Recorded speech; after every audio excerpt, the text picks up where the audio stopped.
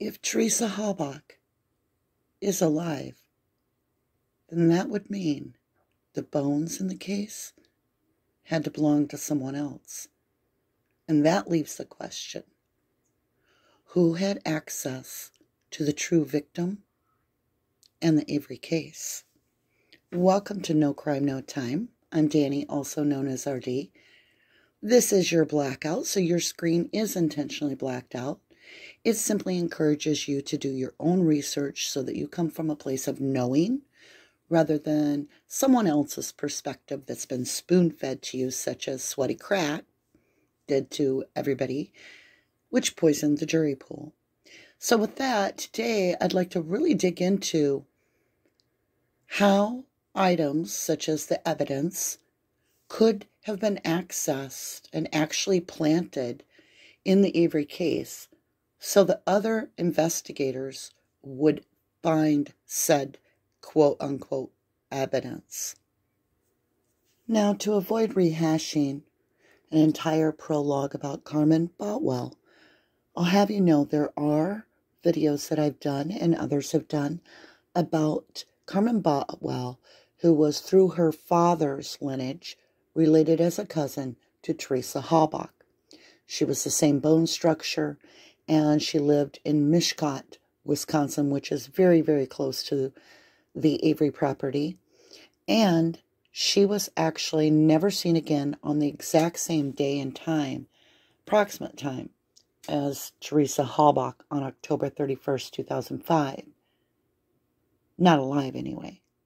However, she was found dead November 3rd, around 8 a.m. in the morning. And Teresa Halbach was reported missing somewhere close to 3 p.m. on the same day, November 3rd. Now, even Zellner herself has asked Scott, Tadich, and Barb if they would be willing to talk to the Boutwell family to ask if Carmen Boutwell's remains could be tested against the bones in the quarry, found in the quarry. Unfortunately, Norm, as Stacy Seabrook said, Norm, them bones be gone, gave away the bones, even though he made the law to retain bones, or I should say biological evidence, in any case that you're held incarceration for. My feeling is this all boils down to who has the leverage on the evidence between Carmen Boutwell's case and the Stephen Avery case, the Teresa Halbach case. Who would have the direct connection to be able to be the go-between to assure that the evidence transferred from one position, one case, homicide case, the true victim, to the actress's case, where they're targeting an individual on a political hit, basically. Now, what comes to mind would be, we first would need to have to look at this as the actual investigation. Who would have been collecting the evidence in both cases? And could it possibly be one of those, what are the chances, and it be the same lead investigator in both cases, having complete control of evidence in both the Avery case as well as the Carmen Boutwell homicide case? That's very easy to answer. And that would be that in the Carmen Boutwell case, the lead investigator was Detective Dave Remiker. And he was also a lead investigator in the Halbach Avery case as well. So we're going to look into Dave Remiker a little bit, and we'll see what his character is like, because he was actually reprimanded in the Brendan Dassey case for a very serious break of the law, where he undermined the integrity of the jury.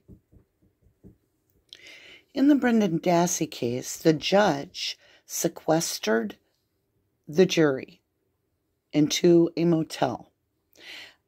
This was to protect the jury, and there were guards posted, detectives posted to protect the integrity of the jury, that no one have any communication with the jury.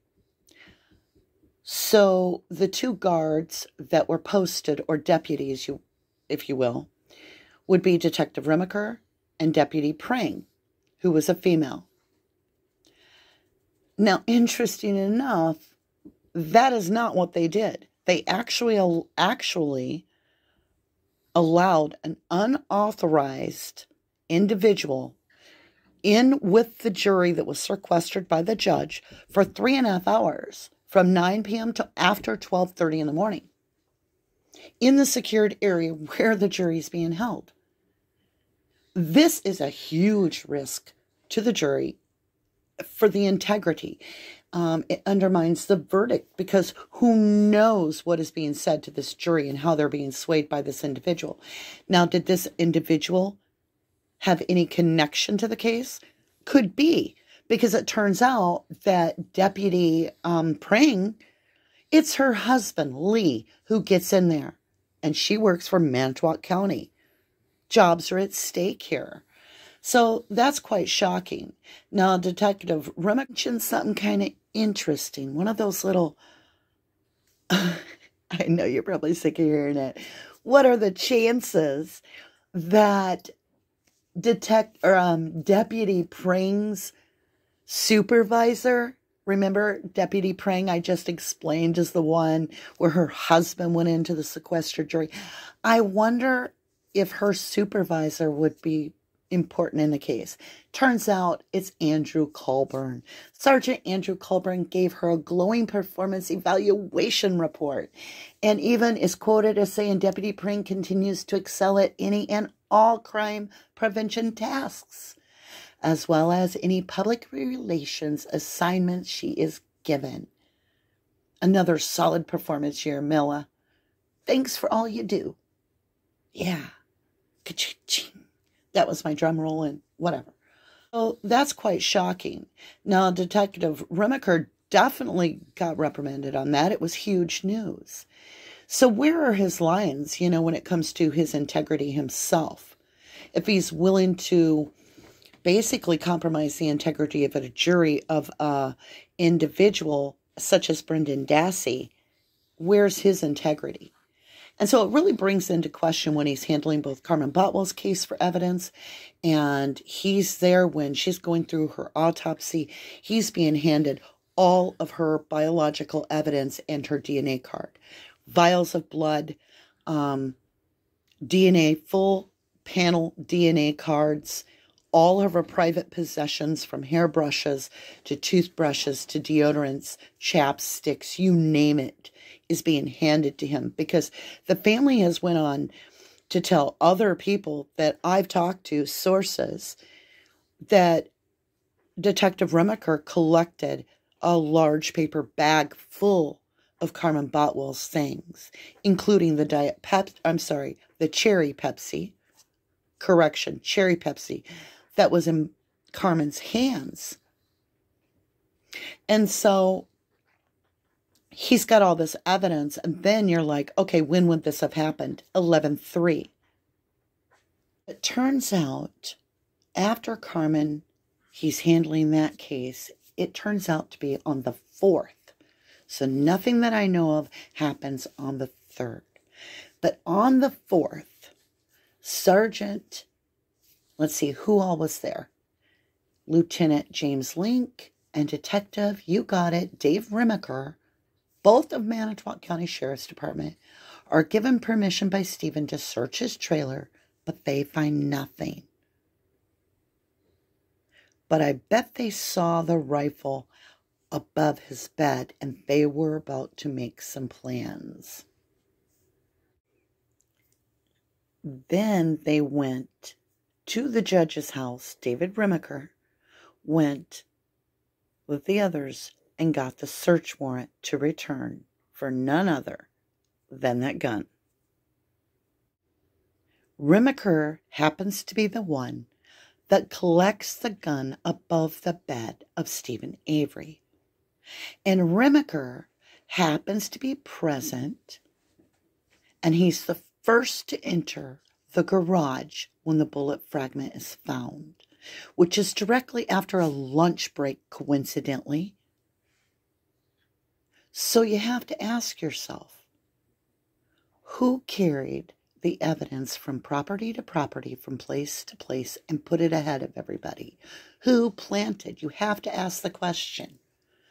Because we can say it's planted, but you have to look at the dot to dot. Who had access to do the job? Remiker is the first one on site and responds in 15 minutes to the RAV4, the blue RAV4 being found by Pam Sturm. 15 minutes he's on site, removes both Pam Sturm and her daughter, puts them by his car, and he has to wait for other investigators to show up. And he puts them, he says he told Pam and her daughter to stay by his vehicle and not to move. Right? Not to leave. So he's alone with the RAV. And that would be the 5th.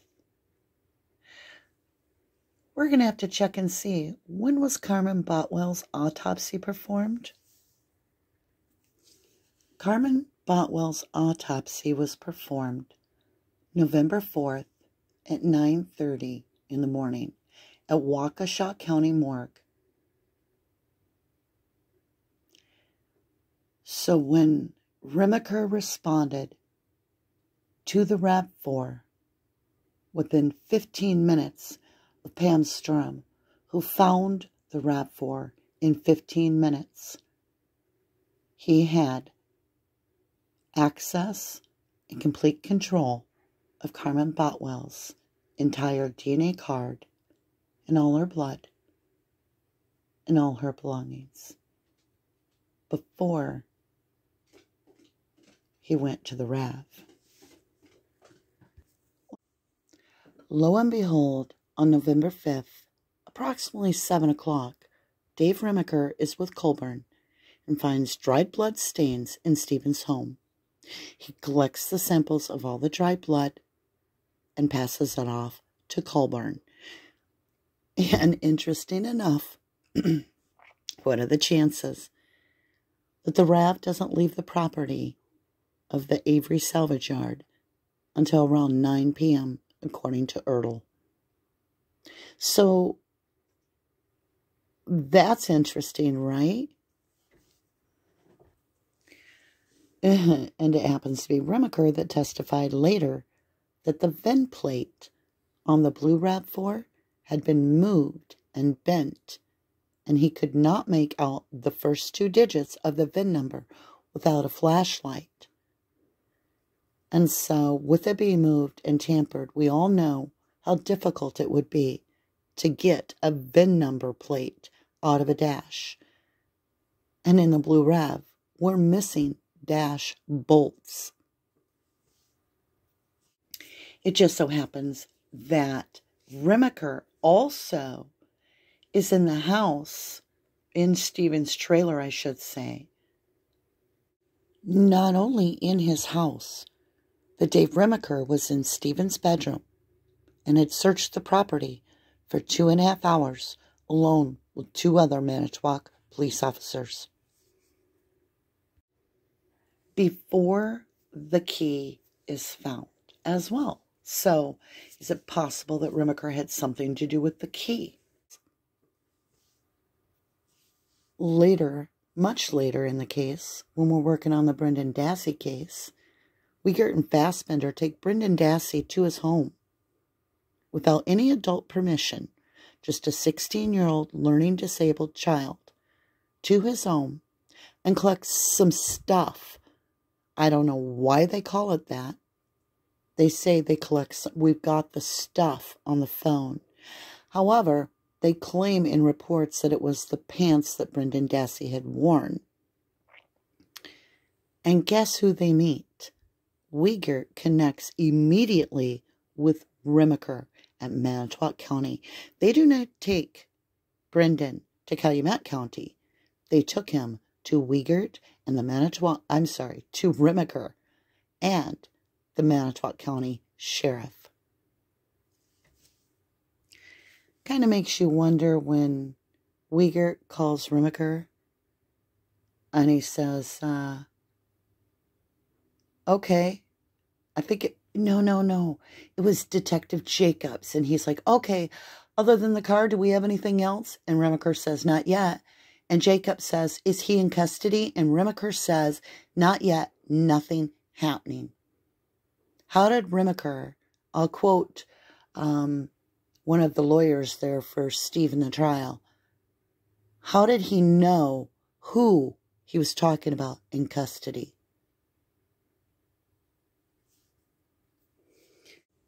And being that it's November 4th and the boss has something he wants you to do, us to do, what comes to mind on the 4th is actually seeing taillights down on the salvage yard. Stephen seeing that. And that's also the night the blood disappeared in the sink from Stephen's bathroom.